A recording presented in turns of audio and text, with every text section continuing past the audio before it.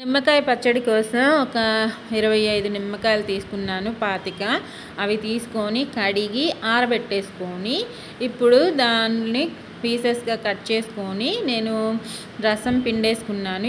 ఈ గిన్నెలో రసం పిండుకొని పసుపు ఉప్పు వేసుకున్నాను.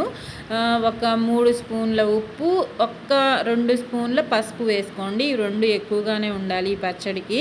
మనం రసం పిండుకున్న నిమ్మకాయ బద్దల్ని దానిలో వేసుకొని ఒక 3 రోజులు ఆగిన తర్వాత ఇంకా కారము, ఆవాలు, మెంతుల పొడి చూపిస్తాను, ఫుల్ వీడియోలో ఉంది. ఆ క్వాంటిటీస్ చూసుకొని వేసుకోండి. ఉప్పు మళ్ళీ వేసుకోవాలి, సరిపోలేదు. ఉప్పు కూడా ఒక 3 స్పూన్స్ వేసుకోండి, కరెక్ట్గా ఉంటుంది. వేసేసుకొని 2 స్పూన్ల కారం వేసుకొని మొత్తం మిక్స్ చేసుకుంటే మన టేస్టీ నిమ్మకాయ పచ్చడి రెడీ అయిపోయిందండి. నా వీడియో నచ్చితే లైక్ చేయండి, షేర్ చేయండి, కామెంట్ పెట్టండి. ఓకేనా ఫ్రెండ్స్, బాయ్.